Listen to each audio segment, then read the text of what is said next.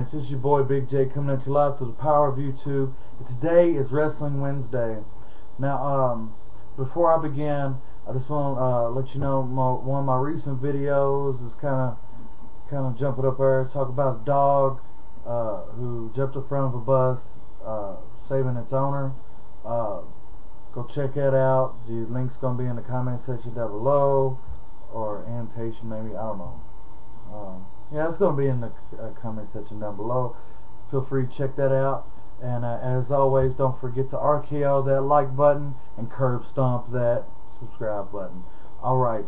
Now, this is going to be a wrestling ramble. It's part 1 of Wrestling Wednesday. I've been watching a lot of the network here lately, and they're coming out with a lot of new content as far as like original content, and I think it's great. Always been a Jerry Springer fan, and see him doing like this little 30-minute little thing on there. It's been pretty good. Too hot for TV, and it's a lot of Attitude Era stuff. You know, that's when stuff was a tad racy for TV. You know what I mean?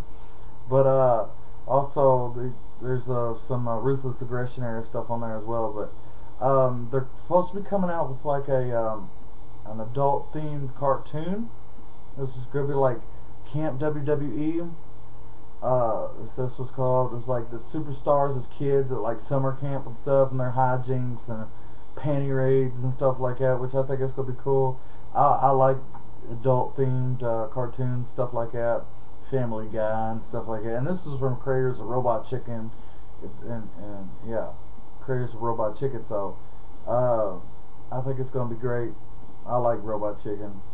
But anyway, and I got to watching a lot of different stuff, and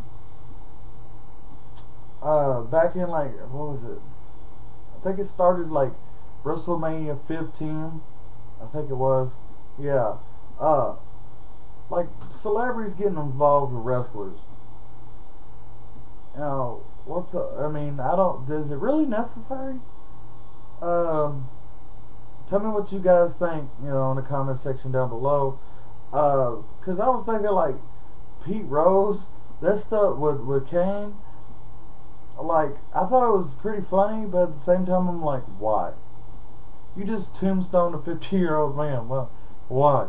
I mean, you never know. As long as Pete Rose still around, he might still try to attack Kane. Because I heard something on Raw the other night. They was talking about it, that he still has a standing rivalry with Pete Rose. So you never know. You know, if Kane retires in the next couple of years and they induct him in the Hall of Fame, you might have Pete Rose try to blindside him or something. That'd be kind of funny. But let me know what you guys think. And another thing I was talking about, like, I'm a big fan of like hardcore wrestling, and I'm not talking about like the real like gory like hardcore wrestling, not what they call ultra violent. I'm not a fan of that. I mean, that's just pointless. I mean, you know, there was one time I saw there was a guy named Nick Gage for CCW. He like dove through a bunch of like tube glasses, like the fluorescent light tubes, slit his own throat, his like main artery, and the dumb son of a bitch, while they were working on him, like they drug him in the back and everything was working on his neck, the dumb son of a bitch started cutting a wrestling promo while he was dying. Like, come on, man.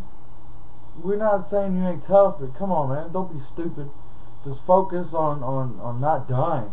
Which, he did die. You know, the EMTs did their job and rushed him to the emergency room and everything. But what do you guys think about ultra-violent wrestling? I mean, does it have its place in the world of professional wrestling? I mean, are people that bloodthirsty to see live murder?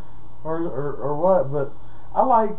See, there's a difference between ultra-violent and just plain hardcore wrestling. Like ECW, the original ECW, back in the 90s, they called that ultra-violent. What's it ain't in today's standards.